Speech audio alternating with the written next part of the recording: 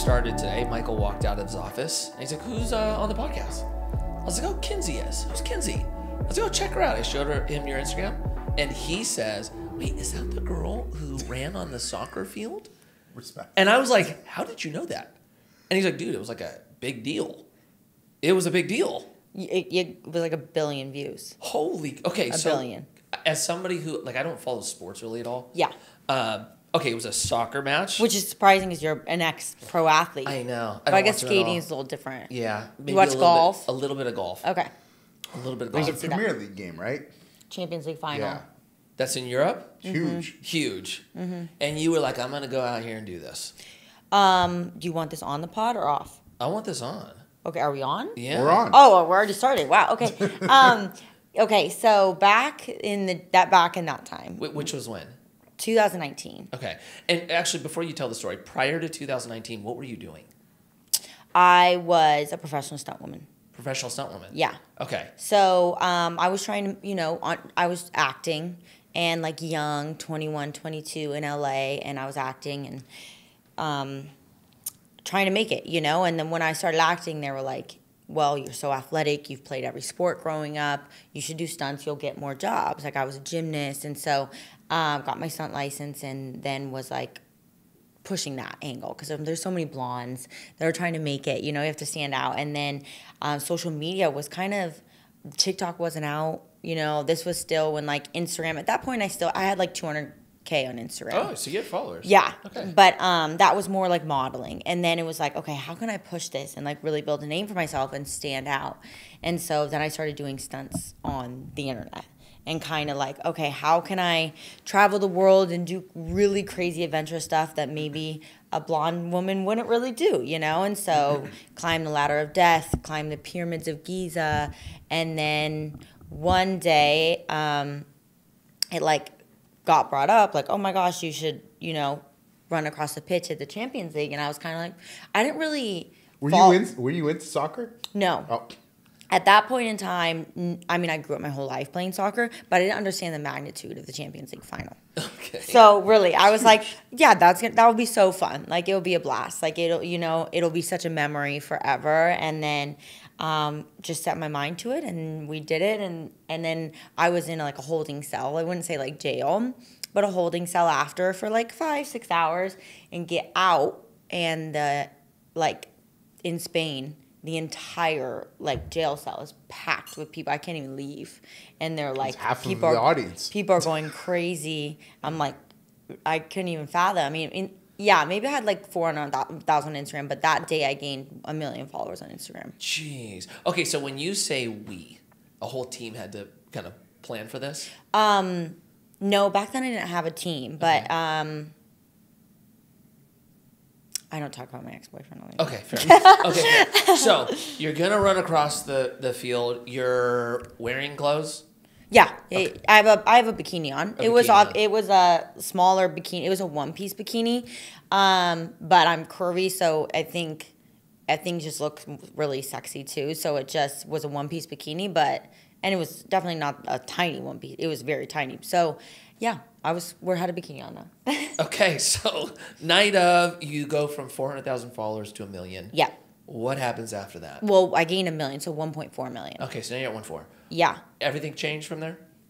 Yeah, it changed. Everything changed so fast. Yeah, it was like not like, but then it was like I just felt this immense pressure of like, wow, now I have to keep this up. I can't just be that one night of fame. And so then it was like from there went just crazy, all in on content, anything I could do, doing stunts, traveling the world, adventuring, and then grew from. We were also doing comedy videos at that time too, but grew from 1.4 to now. You're almost at like 4 million. Yeah, right? 4 million. Well, yeah, and then all the other Oh, platforms. yeah. So just on Instagram, it's probably closer to 10 considering all of them? Yeah. Dang. Okay, so your life looks pretty fun on social media. Yeah. I get that social media and real life have some differences, but you're traveling, you're flying, you're playing every sport. How much of your revenue is based specifically on content? And then is there revenue that's done with, I don't know, brand deals, shows, any other type of lanes? Yeah, the great thing about social media, and like obviously we met through real estate. Right. So like That's right. And you guys are flipping homes too. yeah. Gosh. So we met through real estate, and so real estate, like I've always been an entrepreneur. I've always had that mindset. So once I looked at content as a business, instead of being like, oh, this is fun and like put out videos, it was like we have structured meetings. We have, you met my assistant. We have Monday meetings with my team. We map out all content. We're posting on 6 platforms almost every single day. So it's the best thing ever. It's never ending. It's like a rat race, but it's the best thing ever because you have so many streams of income. Right. You can make money on TikTok from brand deals and also viewership, and then you can make money on YouTube from brand deals and viewership, Facebook from brand deals and viewership, from Instagram brand deals and viewership, Snap. We post 50 to 100 snaps a day. Dang. So all of these are streams of income. So maybe you have low views that day on TikTok, but Snap is pumping, and so I would say the breakdown of how I make money is, viewership. So you get paid AdSense from each platform. And then you have brand deals. So I have my consistent long brand deals. I have one-off brand deals. I do a story, a post. And then you have, I'm a sports broadcaster. So that's like one of my main focuses now. So I have like year contracts or long contracts where I'll go like next Friday. This is not a long contract, but they just asked me to come, and it was a great rate. And I was like, this would be fun. It's the big up-and-coming karate combat. Joe Rogan's involved. Like, they're trying to make karate big. Oh. And so I'll go host that. I'll get a day rate, to go broadcast, interview the athletes, and that I love. Huh. I'm really like, that will be probably the long game for me. I want to stay in sports broadcasting, but in more of a sense of like not just like Erin Andrews where she does football, but covering every event. And luckily with my platform and doing every single sport, you can do that. Like I have the U.S. Open coming up, and they want me to broadcast at the U.S. Open. So it's kind of just interviewing fans, interacting, providing viewership for sporting events.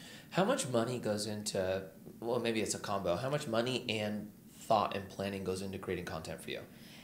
Like, do you invest in it on the front end? Oh my gosh, so much. Yeah, so much. Because we're not just like posing in a bikini or like posing. It's like we're doing crazy sports or flying or like, so you're posting every day. You constantly need a new concept. And a lot of these things are hard to do. It's not that easy to film like, juggling and then swimming here and then doing this. So, and we post so much on YouTube, which YouTube is the long form.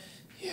That's the freaking YouTube is like the one we've been trying to crack for a while now. It's so that's hard. That's the one I want. It's just so hard. I know. And what goes into that, like I produced a whole sports series, and that, the price that went into that. But then luckily we were able to that's the thing that's crazy is since I've worked in TV and film, it's like you'll work on a movie for a year and then it comes out, everyone's excited. When you're in social media, it's like you produce something crazy, the next day you need something new. It's never ending. And so with this YouTube series, it's like I literally had to produce an entire show on my own. Like get the other athletes as talent, produce the whole show, have it sent out to my editor's team, and then finance it. So then we had to go to brands and be like, here's our show concept, here's our pitch deck. Do you want your name on it? And so that helped us fund that series. But there is a lot of upfront costs. Editors are crazy expensive. Videographers are crazy expensive. Per episode is like $2,500. So then you're posting every week. It adds up. Dang, that's true. Hey, do you think that trend is gonna stay, or I guess this is where I'm going with it. The good content creators, like you look at Mr. Beast, right? Yeah, like incredible. He puts millions in each episode, right? Now he makes it on the back end, but it's almost like a full production piece on social, right? But then you have this shift that I think really blew up TikTok, which is give it to me real, raw, and in real time. Mm-hmm. At least that's how it launched, right? You can make the argument that it's shifting away from that, but I think that was the cool thing about it. So my question to you is, do you think there will just always naturally be that separation of high production, thought, and cost, and people that are just giving you kind of real in raw time? Will it become a blend of the two? Where do you see this going in the next 5 to 10 years? I guess it depends on the audience. I think definitely we have such a shorter attention span now, so it's you're going to look for high quality content somewhere in a shorter form. So it's maybe you don't want to go watch an entire hour episode, but you like a good high quality 15-minute YouTube video that you can turn on. So I think there's always going to be the demand for both. But I do think they're going to start like dwindling from movies and TV, and I think that's already happened, and focus on social media. I think you have to have the balance, and that's something I've always struggled with. I've always been more of a viral, high quality content and not the super raw and like sharing my day to day. And so that's definitely something I'm working on, because I think you have to have that. Yeah, it's hard to do. Yeah. Talk about that a little bit, because so much of the content creators are not showing how difficult it actually is to go day in and day out and constantly film and produce and put stuff out there. I remember he was on me for years about getting more active on social. And I honestly thought it was a lot easier than he made it out to be. I was like, he's making it more difficult than it needs to be. And then I started doing some stuff, and I'm like, this is a nightmare. Like, I just don't have the discipline to do this day in and day out all the time. It's exhausting. And you get writer's block when, like, you're thinking of, like, what is it you want to do, and then... Or posting block. You have writer's block and then posting block, because you're like, is this silly? Is this dumb? Like... He started, and he had, like, a handful of videos pop off early, right? And then he started gaining a bunch of followers, and he, like, in the beginning was like, man, this is easy. Like, what are you talking about? I'm like, just wait. And then it was like months in, he's like, dang, I don't know what to do. This sucks. You know? Yeah. So, but like, you committed to it, and like, you have to keep it going, you know? But you're so right in that it's, you know, what you do today, tomorrow, what you did yesterday is irrelevant. Doesn't matter. You got to keep it going like that. Yeah, it's a lot. It's a heavy lift. That's how skating felt, actually. Like, when we were skating, you know, so much would go into filming a trick, right? You'd have to learn the trick, practice the trick, go to the spot, get kicked out. Like, it was a lot of time. You got it, you felt great. The next day, it was over. It was lost. Yeah. So, but you know, he just reminded me of something. I went out with, do you know who Drama is? Chris Pfaff. Do you know who Rob Dyrdek is? Yes. Okay, he's Rob Dyrdek's, I hate saying it this way because he's his own dude and he's awesome. But he's Rob Dyrdek's cousin, and he was on, you know, a bunch of Rob's shows.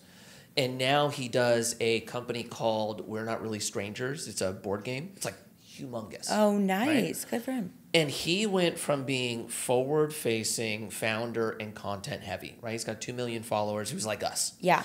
And he started the board game and went in reverse. Stopped going stopped creating content. Basically, you never saw him. And he went all in almost as like integrator and operator of the business. Yeah. And the business is like pumping. It's doing really good. But we were talking about this the other day. I was like, Drama, you like went in reverse. Like, I'm telling my COO to get on content and everyone in the office. Like, I'm very like pro content, and you're doing the opposite and benefiting from it. So his point of view was not every founder needs to be content forward or front facing. Totally. Right? You can have founders that are on the back end. But I don't think you can do both. Yeah, it's very difficult to do both. Very difficult. Because when I took that time off and I was really focused on real estate, and I was like, okay, now, you know, I've been able to build this social media. I really want to build wealth. And it just was so overwhelming. I mean, I was flipping houses, which is so active. It's not a passive form of income in any way, shape, or form. How'd you get into flipping houses? And, well, before, when I was acting, I had my real estate license, because you have to, like, make ends meet. So I was like trying to make it, and I was also trying to sell houses to like make ends meet, you know. And I was able to keep the lights on with being a real estate agent, but I learned really young at 21, like understanding the difference between like being, you know, rich and wealthy. And I was like, whoa, like I wanna be able to like invest whatever I make. If I become an actress, I want to invest it all and then be able to retire early and live on my passive income. Like I had that set in. I read Rich Dad Poor Dad at 21, you know, and I just would see so many different people, and I got obsessed with every real estate investing book. And I was like, oh my gosh, I think I could become a millionaire from acting, and then I can become a billionaire from real estate. That was always the game plan. And then so after doing social media for years, and I had become really successful, I'd reached a lot of big, you know, financial milestones. And I was young. I was like, okay, now I got to invest it all, and I got to figure out how to do that. I read every single book possible, but now I got to like get in and do it. Mm-hmm. Then we started flipping houses, and it just was so full time that I wanted to die. That social media just like wasn't really an option anymore, you know? And so now that I'm back, then it was like this hard decision of like, okay, well, I make so much more money in social media than I do flipping houses. And I have, you know, all millions and millions of dollars across platforms that I've worked my butt off to build, and I'm giving all that up. So to flip houses, so then it was like this big, but I learned so much. So I'm so blessed. But I took a good solid year off making content. We were focused on our real estate podcast. We were focused on flipping houses. I came back to TikTok, even though I had 3 million followers on TikTok, completely fell off. Nobody cared anymore. Dang. My view, and still trying to recover those views. Yeah. So it's like you can't really take time off. Are you doing any more flips right now actively? No. So now I found the perfect, for me, it's like I have so much immense understanding in real estate, which is what I needed to be the best passive investor. But I want real estate to be, you know, you have to make that decision. Anybody that's interested in investing into real estate, you have to make the decision, do you have time or do you have money? I have money. So for me, I go invest in my friends' deals who have been doing this for 20 years, who crush it, who bring me in as a partner. I like to be active in partner so I know what's going on. I learn more, but very still passive. And that way I get my returns. I'm building equity long term. I like a long-term deal that we can refi, keep my equity in, and get my money back out and rinse and repeat. My main focus is making a ton of money in social media so that I can invest it all into real estate. Not all, you know, have diversity. Probably 60-40, but yeah, I found a nice balance for me. That's a very common thing, actually. I was gonna say, how many people? I've spoken to so many people 4 years ago when we were raising capital for, was it Mar Vista at the time? Mar Vista and Ventura were 21, so probably right. Yeah, so about 3 years ago, we were raising capital, building out in Mar Vista, and so many people that I was talking to at that time were like, oh, well, you know, I think I'm going to go do real estate on my own. Real estate is not their business. They had a completely separate business they were doing. I love this conversation. And it was Airbnb. Airbnb. It was a lot of Airbnb people. Crypto was big at the time too, right? But a lot of people were like, no, I got this. I'm going to go do it on my own. I'm like, look, you do it on your own. Like, that's good, all good and dandy. But you need to know it is a full-time job. Yeah. It is a lot of work, and it's one thing that a lot of people really underestimate. And you'll make a lot of mistakes. And you have to make those mistakes. And you're more than likely to make more money doing what you're good at and what your lane is. If this is a lane that you're not familiar with, there's a major learning curve. You need to know how to find the right deal, and you need to be willing to put in the time. And finding the right deal is so much It's a nightmare. Just to get, so it's like the process of real estate. I have so much respect for you guys because it's like, first step, find the deal. Crazy hard. There's not just deals popping up that you find the first thing. So if you don't make money on the buy, it's so hard to make a good real estate investment. Then you've got to, whether you guys probably, right, you buy, rehab. We develop. Oh, develop. So that's even crazier. We repurpose distressed and we do ground up too. We repurpose the storage side. So we'll do like vacant Walmarts or Kmarts and basically fill the inside with storage. And then on our apartments, it's scrape and build. Yeah, but I fully agree with you, right? I've always been of the opinion you don't make money on an investment when you sell it. You absolutely make money when you buy it. So explain that for the audience that doesn't know. When you say you make money on the purchase, what does that mean? I just think from my own experience, you know, obviously it's not your guys' experience, but we've flipped millions and millions of real estate, is finding the deal is the biggest thing. If you can find a deal, then no matter what shape you sell it in, you can find a deal and then sell it in the same shape, wholesaling, you can still make money on it, you know? But if you buy a bad deal, which when you're not knowledgeable, it's so easy to buy a bad deal. You think everything's a deal. You're just excited. You're like, oh my gosh, this house is in distress, so obviously it's a good deal. It's cheaper than the other houses. Then you figure out, oh, whoa, the foundation's messed up, the roof's messed up, blah, blah, blah. It's going to be not a deal at the end of the day. So your crunching numbers has to be immaculate. Right. You have to understand that. You can't just crunch numbers because you saw it on a spreadsheet on the internet. You have to actually understand, and then you have contractors who can mess up and put you in a hole. So there's so much to go wrong. But in finding the deal, yeah, I think that's the biggest part because you can sell it no matter if you renovate it or not, and you make money. Yeah, that's right. And this is always easier said than done. It's kind of happening in this moment. But if you could find a project that's worth $10 million, yeah, and you're somehow able to get it at $8 million, right? You just made $2 million on that purchase. But that is a scary thing, is what you just said. Is that clip could go on the internet, and then now people are like, oh, how fun and easy. I can make $2 million. It's brutal. It's insane. But to do that is so much more than what you just said. We bought a property in Ventura Yeah. for $6 million, and we felt arguably the next day it was worth 10 because it became entitled within about a month. And what people don't know, it took 3 years to get there.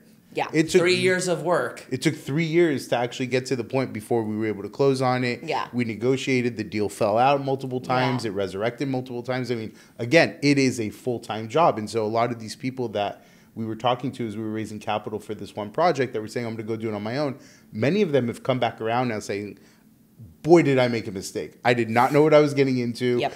I'm ready. Let me know when you have another deal. And we all think like, oh my God, I'll just do my, you're taking a cut. Oh, Yeah. you're taking 10, 20% of the deal. Like, I'll just go do it on my own. I'll make so much money. And no, even me, and I have experience, and I was a real estate agent, and then I was a real estate investor. I have the experience. I put in work.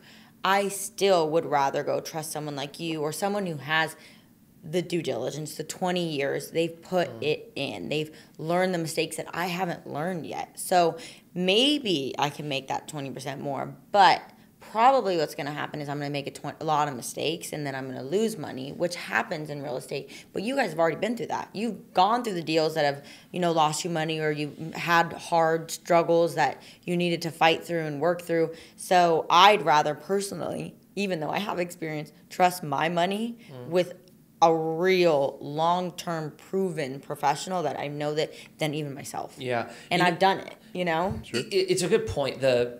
I would say the caveat, right?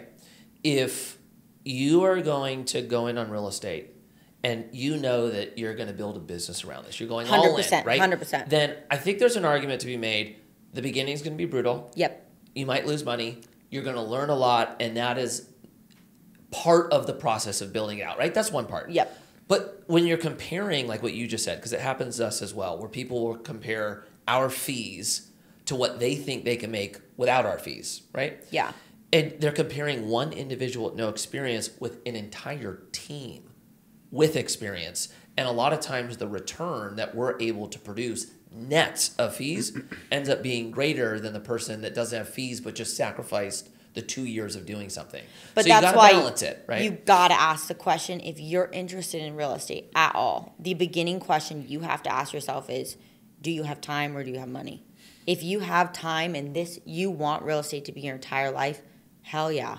Love it. It's an amazing business, an amazing career. But no, it's going to take a couple years of the grind and learning, and it's going to be a crash course of a lot of scary things happening. And then there's going to be so much great things on the end. If you stick to real estate for 20 years, you can crush it. But if you're someone now who owns a business, and any business is so immense and so much work, and I have so much respect for any business owner because it's never what people think. They're like, I'm going to be an entrepreneur. Like, it's not that easy. So if you own a business and you've got some extra money laying around, you're probably not, and you're already stressed with your business, I would find someone who's an expert at it, because you can do both. And that's what I found. I never really understood that I could do both. I thought I had to give up my business for real estate, or like try and manage both. And then when I found the balance of like, wait, I make my money from my business. Why don't I make passive income instead of active income with the network that I've created amongst real estate and like professionals? What was the biggest shock when you started flipping homes? Like, was there one like, oh my gosh, I was not prepared for this?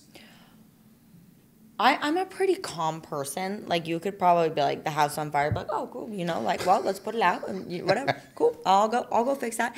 But I guess the emotional roller coaster that goes with it. And it's like, when you're flipping a house too, it's like you're not usually flipping one at a time, because you just not going to really make money that way. And there's so many steps, like the financial side, and like you got to carry the hard money loan and the interest payments and all of that. So it's like, if you buy a house and flip it and then sell it, the fastest you can probably do that process would be 6 months, right? By the time you buy, close escrow, flip, if you were crazy fast, and then entered escrow again on the back end and put it on the market, 6 months. Meaning you're not going to make $1, but you have carrying costs for 6 months to 12 months. And then every day your contractor's going to call you, or, you know, we did a project where we didn't have a contractor and we did all of it and we subbed everything out, and every day is a fire. You think like, oh my God, I'm just going to flip this house and we'll work a couple hours a day. And it's like not the case at all. It was very stressful. Dang. Okay. So anyone getting started, right? They're like, you know what? Like, Kinsey, I hear you. Yeah. I feel you, but I want to do this. But it was also so fun. I describe flipping houses, but I love interior design. So I had such a passion for it. Like the entire before and afters. I grew up my whole life watching HGTV. Like I loved that, you know? So designing the whole house, buying every single material on my own, I actually enjoyed. So I think there was so much fun. I don't want to make it sound horrible. And it was also, I feel like, relatable to having a baby when like they say women forget how hard it was. I think business and flipping houses is the same. In it, you're like, what's going on? What are we doing? Then the house is done and you kind of forget. You're like, oh, my baby, look at this gorgeous house. We did that. I don't think it's just women. Jessica said, my wife, we're expecting our third. Oh. And my wife and Jessica said to me last night, she's like, are you ready for this, this, and this? I'm like, I don't know what you're talking about. She's like, you don't remember this happening with Jacob and David? I was like, no. And she's like, oh, you guys forget too? Well, you don't have to push the baby out. I'm telling you that when women, something releases in their mind. I'm just talking about the first 100 days of darkness when the newborn's in the house. I know exactly what you're talking There's about. There's like an endorphin for my wife. that releases where you're in labor and you're like, this is the worst pain I've ever experienced. Your body releases something to let your body forget so they want to do it again. Yeah. That I know what you're talking about. It's crazy to say. I've never had a baby, but I know my friends say that. Crazy. Yeah. Right? So happy I'm a man. Thank God. Yeah. But why I said it's not just women, it was more in the business reference, right? Like, and I just thought of the first business I did. We didn't have any experience. So we went into it very blind and very naive. We ended up being real successful with it. We sold the company. Amazing. And then by the time I started the next business, it's like I forgot how brutal it was to start something and went in like, okay, yeah, let's just do this again. Yeah. And immediately I was like, oh my gosh, how did I forget how brutal this was, right? I don't know. It's actually, I think, a good thing. I think like the naiveness or the being forgetful, maybe it's like a mechanism to protect ourselves. But yeah. But I don't know if I talk about this a lot. If I knew what went into starting the brewery with St. Archer, yeah, I'm not sure I would have started it. And now looking back into what it took to start Commune, I don't know if I would have done that as well. Wow. So it's like, I think that's actually a gift sometimes. Like not knowing how difficult it is, but feeling like you could do it ends up working. Well, I like, there's something I believe in. It's like a philosophy that I'm like, once I started to see it, it really just like changed the entire world concept for me. It's causality. And it's like learning that everything hard leads to a really emotional, amazing reward, right? Or something bigger. Like for some reason, the universe, God, whatever you believe, put structure in place where short-term things that are amazing have long-term consequences. Long-term hard things have amazing consequences. It works with everything. Okay, you go eat the cake. Oh, it's so good in the moment. You're going to get fat long-term. If you choose to work out really, really hard and it's hard, but you're going to feel so good and proud of yourself. It's miserable in the moment. It's the same with like anything. You go do drugs. You want to go out for the night. You feel horrible the next day, but you choose a sober life. Maybe it's not as fun, but your body's healthier. You're going to live a longer life. Like I genuinely believe the universe or God put these in place where it's causality. Short-term pleasures always have a long-term effect. So I choose in my life when I look at something, even with my business, with everything I look at, I'm like, I know going in it's going to be hard and it's going to suck, but I know the reward at the end is the big reward. Because I've taken shortcuts in life, and for some reason I look at it, I'm like, dang, causality. Anytime I took a shortcut to make myself feel better in the moment, it always led to something down the line. And so now I look at things and I'm like, dang, I look at the hard as a beautiful thing, and the building a business. It's like people look at building business, they're like, oh my God, I'm going to be on the beach 5 days a week. And that's not the reality of the case. When you're building a business, it's 12-hour days. And then after 10, 20 years, you're on the beach 5 days a week. So if you can get through that, you have this amazing life rather than, okay, I'm going to go work this job that I hate every single day. But then in 20 years, you're going to end up, you still were working hard and you were still miserable every day. In 20 years, he's on the beach and you're still in that same office doing that job. So if you can choose the hard today, even though it's really hard and it's going to be way worse, don't eat the cake. You'll be skinny. Yeah. You said you're 27? Yeah. Okay, so You have a lot of wisdom. I was going to say, I did not have this level of wisdom at 27. No. So where does it come from? I try everything that I ever intrigued me. And I think that is so important. I think a lot of us live in this state of like, oh, we go to college and you're supposed to, you know, get a degree and be in that career and like people will judge you. I've never cared what anybody thought. I've always been a big risk taker.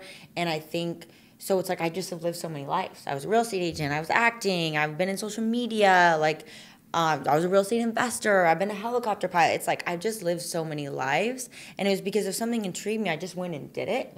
And so I've just been able to like dive in and learn. And I read a lot. And it's just like I'm just a forever learner. I love to challenge my mind. You know, now I'm fluent in Spanish. Like any time that I can learn, I try because it just has led me to who I know I am. That brings me happiness, right? Rather than like a lot of people are scared. Like, oh, I kind of want to go flip a house, but I already have a job. Like, will people judge me if I like go, or I want to kind of change careers. You know, I went to nursing school. That wasn't, and then when I quit being a nurse, people were so like, you're crazy. Like, you're going to go be an actress? And I was like, yeah, why not? You know? And then I did it. And but most people were judging me. So I think it's just go try everything. Go be a forever learner. The concept, a lot of people say they don't care what other people think, right? Yeah. But in my opinion, you are either born with that and you kind of grew up with that mentality. There's a lot of people that say it that don't really believe it, that they are very much influenced by outside. Right. Outside. So was it something that you kind of had your entire life growing up as a kid, or is it a resiliency you developed as you got older?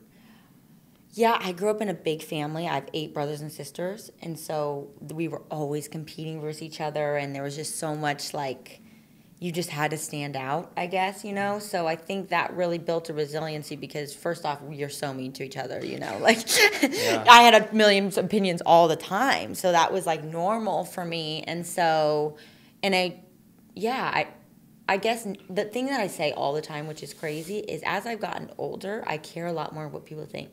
You care more? More. Interesting. Which is wild, but maybe it's because I now have a platform. Like when I was 20, 21, and I streaked the Champions League final, now at 27, I'm like, would I have done it now? No.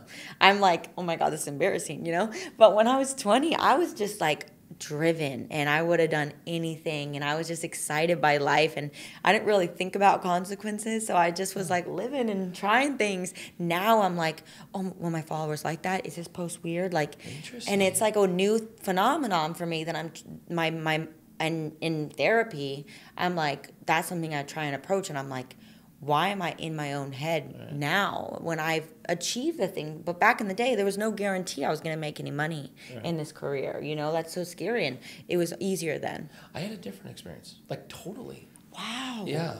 Well, to answer your question, right, I think it can be learned.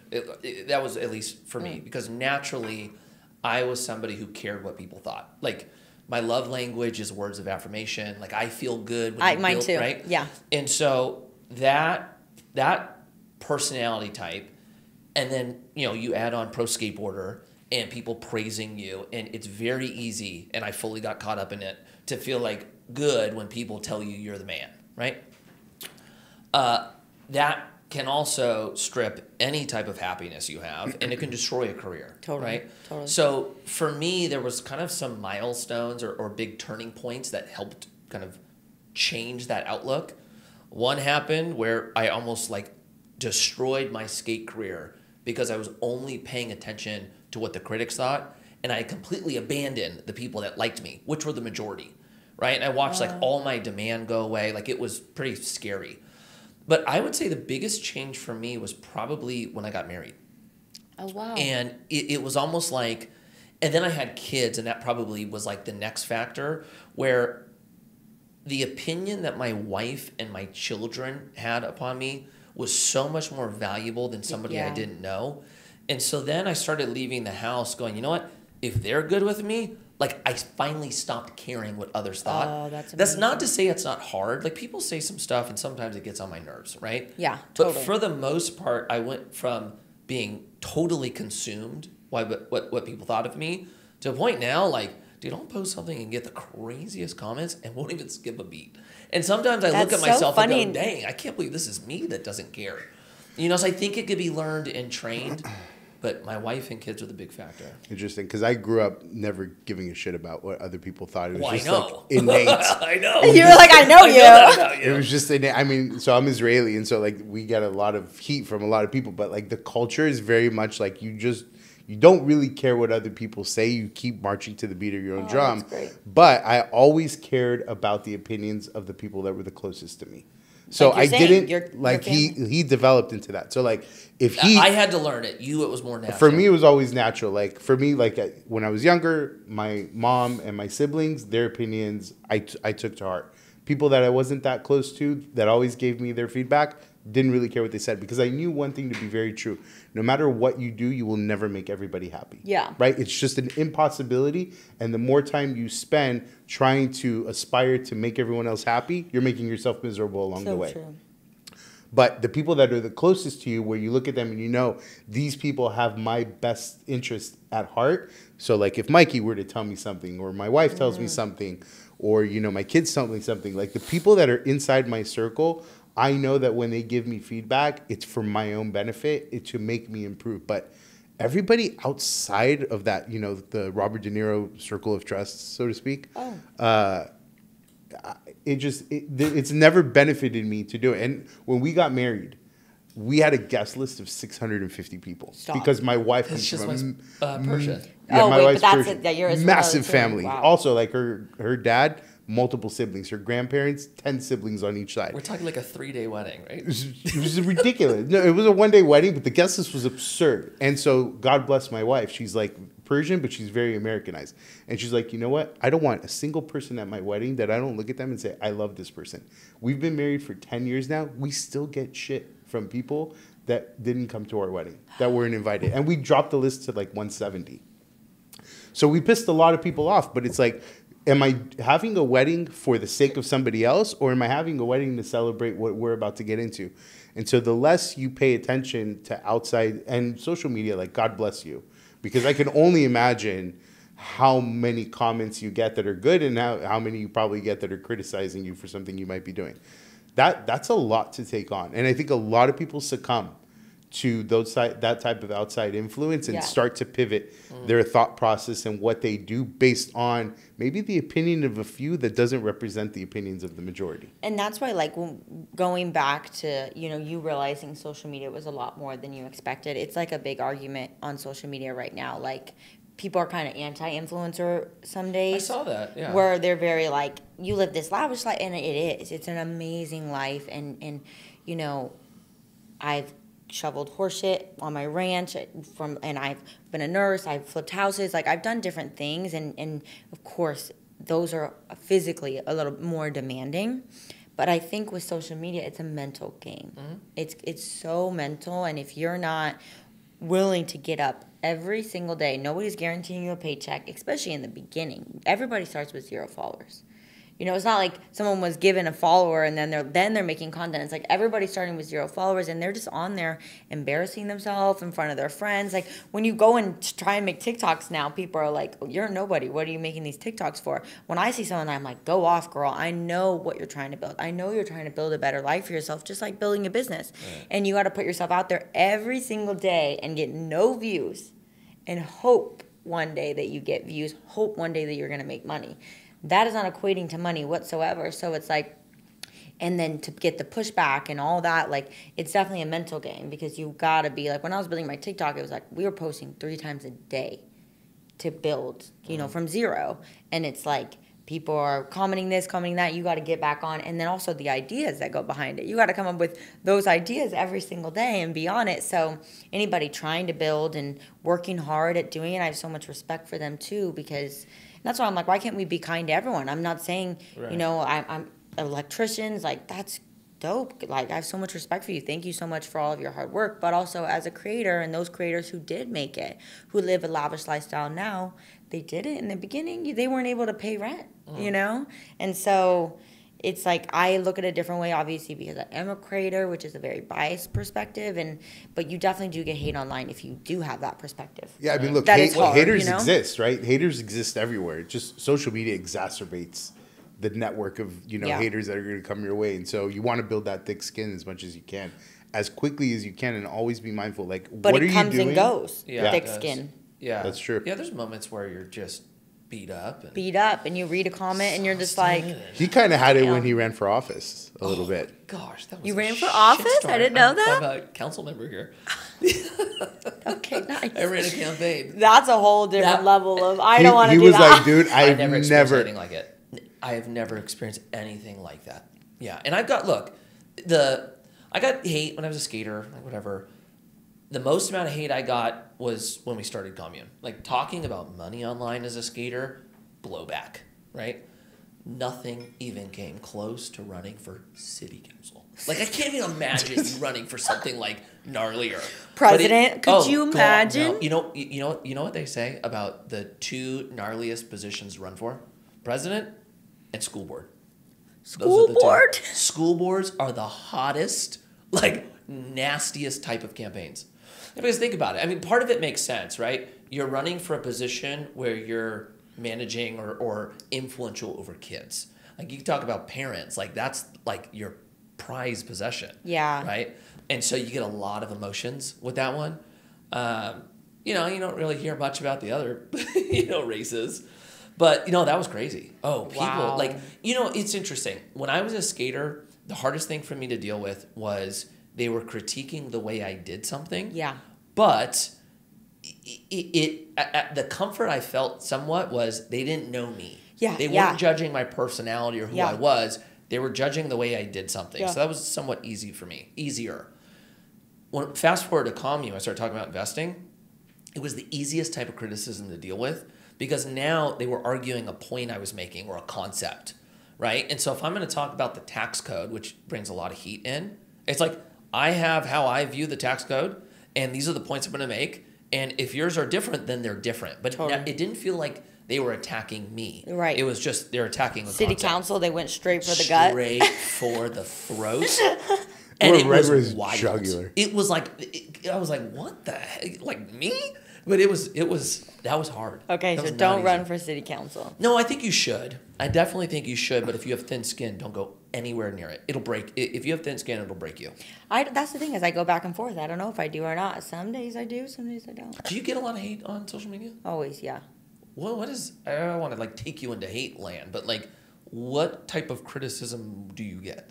I think it's more so, and it depends on the day, of what. Don't fly the helicopter this way. What is it? Yeah, no, well, the helicopter thing is everybody's convinced I'm not actually a pilot, or that I pretend to be a pilot. One time I had this girl go crazy, on every single one of my posts, you pretend to be a pilot, you're such a disgrace to women, blah, blah, whatever. And I'm like, okay, that's not really offensive because I'm like, well, you can look my license up on the internet if you want, you know what I mean? Here's my license number. It's record, But I guess it's more so I pride myself in my drive. I think that's something that I take a lot of pride in, and it means a lot to me. And I know what I've put in to build this. So when that gets taken, when everybody's always just like, well, you're a pretty girl and you've got big boobs and everything's what's handed to you. It's been life is so easy for you and you didn't work for any of this. It's everything I do, even when it's discredited, where they're just immediately oh, I would never trust this girl, blah, blah, blah. So it's I think that's stuff that's hard for me because I'm they don't know how, intelligent I am or how hard I work. It's just they assume that I just wake up with millions of followers because, I'm blonde. Yeah, It's true. It is a curse being this attractive. It's really hard on us. Yeah, you have a hard time. Yeah, I have a I was hard- going to I have a ask really your hard advice time on with it. It's really hard. Yeah. It's really difficult. All for the me. money just comes flowing your way. The hate because I'm so attractive just comes all day long. Yeah, but you know what though? Look, I'm not even gonna pretend to know what that's like. For Right. us, it's less about how we look. Right? Yeah. But there's something you said that I think is actually just how it goes. People will think that everything came easy to you or it happened overnight, right? Yeah, yeah. What you do to build something is silent behind the scenes. Yeah. And then when it gets to a certain point, then it's front facing and everyone thinks it just happened, right? Yeah, totally. We have to deal with that. I mean, that I think is, I'll get this one. Not everybody was a pro skateboarder that made millions, right? That's why you're able to do the real estate stuff. Oh, that's so fair. Yeah. It's skaters don't make that type of money, and even if I made $5 million, To be able to turn it, yeah. So I think it's it's until you build anything, even if you fail, that's what gives you the understanding. You go, dang, this is brutal. If you've never built anything, it's easy to think that it's easy and you were fortunate and privileged and somebody just helped you out, right? What's the Arnold Palmer quote? The more I practice, the luckier I get. I don't know. Is that it? Oh, that's good though. The more I practice, and that's the thing. It's like, okay, even with creating content, if I got really lucky on something and it blew up, and maybe it is luck, because that's, we all have different aspect of luck, which, I am so fortunate and blessed. But okay, the more content I put out, more chance I have to be lucky for one to go viral. Yep, that's what we interviewed Jace last week. He's got a big podcast, big YouTube channel, and he basically says, like, look, you have to implement good practices. Yeah. And then that gives you more chances to go viral. Right? Yep. But if you're just throwing a lob out there once a month and hoping it hits, for most people, that'll never happen. That's that's great. I also, your point about, really sat with me with getting hate, even no matter what you do. And, you're working in silence. So I shouldn't have let it affect me. It doesn't matter if I built a business in any way, shape, or form, and I didn't look like this, anything. They still would hate. Always. They would still hate, so it doesn't matter. I think, I might be wrong in this, but I think for our personalities, and especially like how we feel loved, the hate can become worth more than somebody like him. Right? Yeah. Like you hate on him, and he's like, he doesn't even feel it, right? I get a lot of hate comments though. Yeah, you do. But the reason I say that is, and this is what I had to realize. It's true. See, this is a woman who knows what she's talking about. She just told you to look good again? Of course. Unreal. So this is kind of what, this not be just for you, but anybody listening who's like us, right? When my skate career started, it was like, I was like straight vertical. Like the exposure, the videos, it was happening really quick, right? So fast, I didn't even have time to look at the haters, okay? Yeah, then all of a sudden I get established, and then I start checking out the haters, and then I start pandering to them, right? And then 3 years later, like, I am so irrelevant, okay? Yeah. And I had to kind of make a choice, like, what do I want here? And I decided to then start focusing on who I was and my personality, and people don't like it, this is what they're gonna get. And then all of a sudden, my brand, like, refired, and the second kind of half of my career was larger than the first, right? Wow. And the reason why I say that, it kind of put me in the perspective that when it's quiet and no one's talking about you, you're not doing anything, right? But if you're going to do anything that's going to change the game, disrupt, build, there will be people in your way. And so you almost start using the haters as a metric on how many waves you're creating. You can create bad waves, but for the most part, if people are paying attention, you're doing something that garners attention. Yeah. And so you want to kind of be careful that you don't try to live this life where no one's even caring. Yeah. And unfortunately, we feel haters more, but we skip over the people that tell you, like, that was awesome. I'm so inspired by you. I want to be like you. Thank you for this. We see those and just like throw them over our shoulder. And the one person that goes, you suck. You're like what the? Do I suck? So you just gotta keep it in perspective. And I think you need to just constantly be reminding yourself of what it means. Yeah. And like take a second to go, you know what? Am I good with myself? Deion Sanders, you see that video of him going viral where somebody was like, do you ever pay attention to the haters? You didn't see this? It's phenomenal. Somebody asked him the same thing. Like, what do you say about the people criticizing you that say you're this? And he goes, I don't care about any of them truly. Like, I care about what God thinks of me. If I am good in God's eyes, why do I care about anyone else? They had all like the inspirational music behind it, but it was sick. Yeah, yeah. You know, so I think it's like a good reminder for us. And how do you feel? You don't like understand what I'm talking about, but for you and I, with your career, you know, you've had so many highs and lows. I think that comes with success, whatever your career. I think there's like a dopamine associated with success, whether that's you know, being in the public eye or in your business. How do you feel like your relationship with that dopamine has, like, have you ever struggled with that? of course, Yeah. the dopamine feels phenomenal. Right. Yeah, Because it's these highs that I think is not normal to experience. Right. That then it brings, I think, a lot more, like, you have a lot more stable life when, you know, I was in nursing and life is normal. It's like my highs weren't high, but my lows weren't low. It's just like, oh, life's good, working hard, going on vacation once here. And then once the highs get high and you're used to this, feedback or dopamine or these crazy successful moments, to keep that bar is impossible at all times. So That's actually a really good point. Yeah. I think look, I love the dopamine rush. Like, I absolutely love it. Yeah. And I'm not totally convinced that you shouldn't. I'm going to say this like without even thinking this through. But Okay.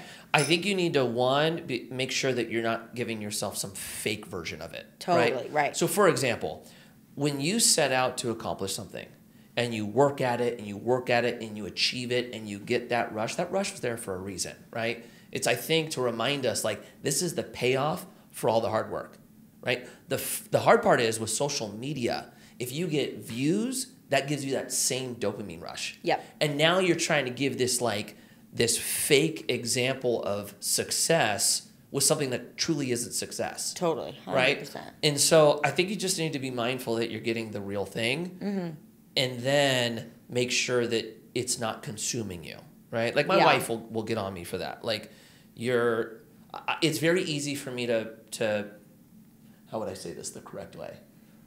I can become very obsessive with whatever the goal is in front of me. I'm an athlete. Same. Right? Yeah, same. And so she'll be on me, like, you care so much about this, and you put so much attention into this.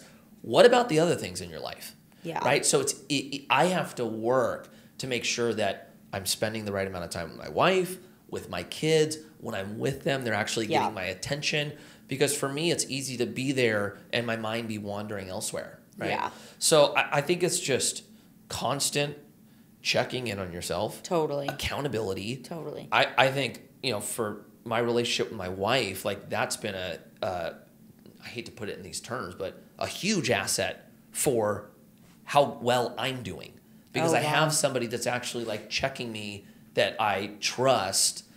So I don't know, man, accountability, but I don't know if I would go away from dopamine. Yeah, dopamine's good. I think it's just hard when you're like, I think a lot of driven people experience this. It's like, you're always on to the next. You're just always pushing for something. You struggle to slow down. It's like you achieve something and then it's like, okay, well, what's next? I gotta be so careful. Go ahead. I gotta be so careful with this one because I'm gonna say this dude's name and it's people have feelings. I'm not like a fan of his, but Andrew Tate is. Yeah, of course. I did see this video of Andrew Tate where I actually thought it was spot on. Okay. And basically what he was saying is, if you think of society and you think of, like, for a man, what a man has to do to build a reputation for a woman to view as valuable, right? It's sacrifice. It's hard work. Yeah. It's maybe getting a job, making money, being trustworthy, all these things, right? And in that, you might have a woman that goes, that person's valuable. And two, you get, like, almost like that dopamine feeling as well of what I've accomplished has created this value in me, right? Right. And, he kind of juxtaposed that against, like, guys dancing on TikTok for views and the feeling that they've accomplished something and have something, but they haven't put in the sacrifice and hard work to actually build. Yeah. I thought it was actually a fair point. Now, that's not saying I'm, like, freaking backing this dude. That's a fair point. It was interesting, like, to look at that. Like, are we supplementing kind of that short term and what feels like a synthetic version of dopamine through views versus doing the actual real life stuff like responsibility, building trust? Well, causality. Yeah. That person that got that short-term gain, that short-term dopamine, it will hit that low and be worse. And they didn't build something big. You know how to build a business, right? You built this real estate empire. If tomorrow I take it all from you, you could do it again. Because the one thing I can't take from you is your knowledge. That TikTok creator, whatever, I'm sure he can build it again, but he doesn't have that sacrifice goes so much more than the financial gain that you have. You've built this knowledge base that nobody can take from you, So I think that short-term success, that is why being in the public eye is so hard, like you're saying with skating, because it can be taken away from you at any moment. Right. And to get relevant again it's not an easy thing to do. We fall off all the time. To constantly stay relevant is so insane. So it's kind of that, like, you get this crazy short term, because like you sneak your way and you don't build it. Like, build this, like we were saying with the connected audience. These people that get on there and share their life and build these diehard fans, they're diehard for them, rather than the person who had this crazy viral video by doing something crazy. You know, me, I streaked the World Cup. You know, it's like, that's a crazy moment that had a crazy impact, but at the end of the day, did it build... I had to go back and rebuild those strong, diehard fans because they're not the loyal ones. Those ones will love the moment and then they're gone. Well, yeah, and I think there's you can't cheat the system. No, and there's a very good point. Like, how many people have like a flash in the pan moment like that? Yeah. Where it comes and it goes and it's gone. Well, what do you Like, say? What do you say that it all comes down to, though, to what grounds you in life ultimately? Because you're gonna have highs, you're gonna have lows. Yeah. In social media world, maybe the high is higher and the lower is lower. But what ultimately grounds you on a day in and day out basis? So, like, you know, for me, I mean, not to get religious about this, but like, I talk to God every day. Yeah. You know, like, I express gratitude for him for every good thing that's happened to me. And I express gratitude to him for every challenge that he's put in my way. And I thank him for all of it, because I know, at least, again, this is just my personal belief system, that all of that is meant to be my path. And so even the high dopamine effects, or like the lowest of the lows, those are the things that kind of equalize me every single morning. When I literally sit outside in my backyard, I look up in the sky and I talk to him for 10 minutes, and I just have that conversation with him, and then I'm good. And it resets me every single day. So just like in real estate, if you don't have a solid foundation, and everybody's foundation could be completely different. I'm not saying that needs to be their foundation. Whatever their foundation needs to be, maybe like for you also, it's with Jen and the kids, whatever that foundation is, you keep going back to it, and that's ultimately what equalizes you, so that the highs are enjoyable, but you don't let it get the better of you. Yeah. And the lows don't let you take it, the lows don't take you down to the point where you can't recover from it. That's really, that's a good foundation. Okay. So do you think yours is your family? Because I've always wondered, No. I see on the internet, because I see on the internet so much, like, different opinions now. People are being way more honest about having kids. They're like, I've always wanted kids. I'm, like, dying to be a mom. But I'm like, you see now a lot on TikTok, like, these crazy stories of how horrible it is, kind of. I don't know why. Like, it's a big thing. About what? Horrible. It is. Oh, horrible? Yeah. It's So- the best thing in the world. It's the best. It's the best. It's just the Is it because you guys are guys? You guys are working all day? No. Then you come home to an amazing family? Well, my wife, I started this in our conversation. My wife wants number 5. Like, she's the one who's like, let's do it again. I'm like, Oh, whoa. right. And Right? she's at home with them all day, right? I would say, like, on this earth, my wife and my kids are the most important thing to me. Okay. Right? And I hold their opinion of me higher than anyone else on this planet. But for me, and this kind of happened after skateboarding, I was so rattled by my career ending. Yeah. Because so much of my identity was put into that. Totally. And I couldn't believe how confident and comfortable and how positive my outlook was on the world around me prior to my career ending. All of a sudden, when it ended, I felt like a different person. I felt like confidence was gone. My outlook was bleak. It was awful. And I remember going through that point going, I need to fix this. And whatever my identity is rooted in, I have to make it so that no one could ever strip it from me. Totally. Right? So where I landed was actually more like him. It was like, I tried answering the questions of like, why am I here? What was the purpose of this whole point? And then that changed my outlook with my wife. And what's funny is you know, Jen and I, we do counseling a lot, and we just did a marriage, not a retreat, like a marriage study with a couple other couples. And one thing it talked about that resonated with her is a lot of times she would rely on me for her happiness, right? So like maybe I would do something that bugged her, and she would allow that to make her feel upset. And you know, one part of the study that I thought was really good is that her happiness is not dependent on me. Yeah. Right? Like there's going to be things that I will do that will always let her down and vice versa. Totally. Right? But to the kids' point, look, everything they say about kids is true as far as how hard it is. It is insanely hard. Yeah. Right? It's exhausting. You don't have the alone time freedom anyway. Yeah, you don't have freedom. I'm not sleeping. They are a mirror to yourself of everything you do wrong. Like it is brutal, right? And one of my friends said this a long time ago before I had kids. If you wrote down a list of all the pros and all the cons of kids, the list of cons will outweigh the pros. But the value of the pros are so valuable, it's not even close in comparison. Totally. And that is so true. Like the reward and love and experience you have with kids, you will never create it in any other experience. Totally. So I'm a big believer of having kids. And good people need to have kids. Yeah, it took me 4 years to convince him to have a Who third. said I'm a good person? I could tell just from the short conversation. So do it. Have kids. You absolutely have to have Yeah, kids. And well, a lot, we're not and a lot, there you yet. came I from need to be eight. married You first. came from 8? Yeah. Yeah. No, and I love, yeah. I had my first at 30. Okay, yeah. I had my first at 33. Yeah. Okay, yeah. So yeah. Yeah, but he's been on me for years. Was to your have wife kids. also 30? My wife is 29. Okay, wow. My wife and I. She wants 5 now. How old is she now? 40.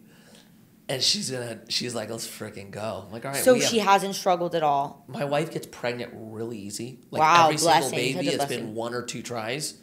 And when my One or wife's- 2 tries. It's been crazy. Like, look, we're going to go a little bit long on this one. The first baby was first try, right? I was home for a tour. My wife wanted to have kids. She's like, let's do this. I was leaving the next day, right? Stop. That's wild. One and done, okay? Second baby, same thing. My wife's like, I want to have a baby with this date. My friend was the same way. One and done. So we had 2 kids in 2 tries. With my son, she was like trying to schedule everybody's birthdays out. She wanted a March baby. 1 try didn't work. She thought the freaking world ended, right? Then the next month she got pregnant. So it was 2 tries with him, and then we were back to 1 shot with Viv. So it's like, it just happens easy. When she's pregnant, she feels better pregnant than she does when she's not, right? So the act She's of living the making woman's and dream. building babies, she does well. But they didn't, because they say after 35 it's a geriatric pregnancy. Yeah. Oh, yeah. She's had 2 of those at home. Like, no hospital, no intervention. Yeah, I need to get out of my head about the biological clock, because it's like I'm just such a driven woman. Like, it is really hard at the end of the day for women because, one, you're naturally more in your masculine when you're working really hard, but you need to be in your feminine, I think. I found the most success in my relationship when I'm in my feminine at home, in my masculine at work. But when you have all these goals and these dreams, it's like it will change when you have kids. And Barbara Corkin said the days that she had a kid, and she was like, the reason I'm a billionaire today is because I waited to have my kid until I was 44. Dang. She said the day that I had my kid, I wasn't thinking about work anymore. She was like, my priority was not crush this business. As a woman, the endorphins, everything that came in my body was like, what am I going to do to be the best mom?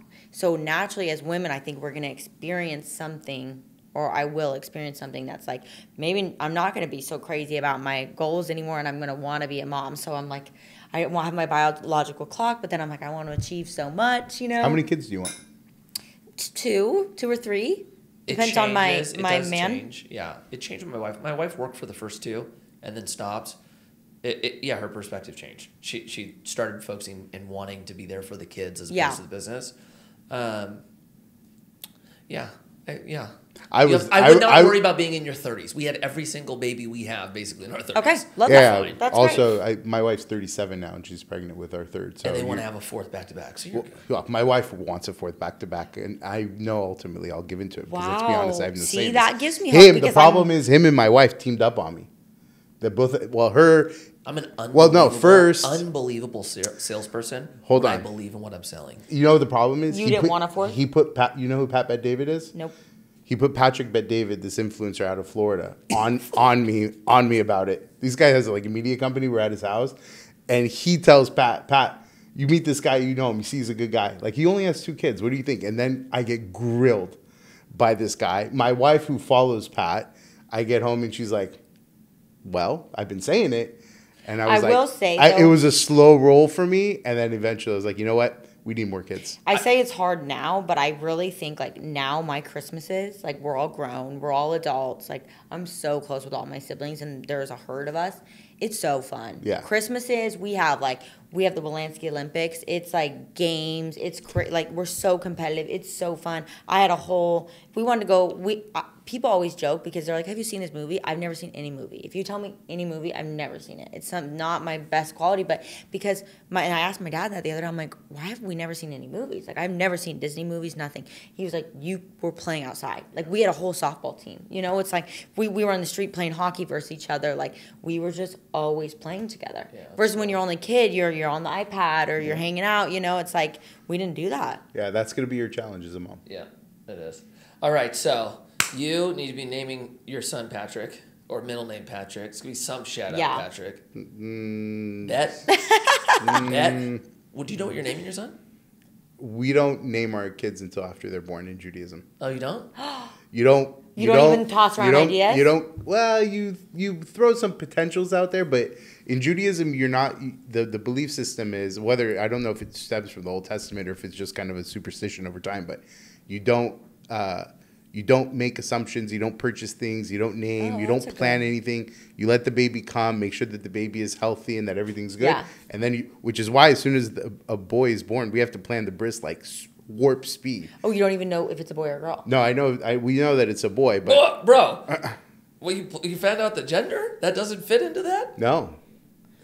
Oh, no, that one. I already have. But like people want to buy gifts for the baby, and we're like, nope, don't buy gifts. Okay, I'm gonna root for Mikey Bet Mikolov is the name. That sounds good. Does it flow? Love it. I love it. I like that. Where can people find you? They want to find out what you're doing, especially like not just women, but I think what you're doing is actually really inspiring. Everything you've done is very cool. What's the best place for people to find you? You can find me on Instagram at Kinsey, Kinsey. And then there is a link to all my other socials. And we're posting on YouTube, TikTok, Snapchat every single day. So if you are interested, follow me there and message me. Let me know that you came from Mikey's podcast. And I appreciate you guys having me on. Thank you for coming. That was awesome. Cool.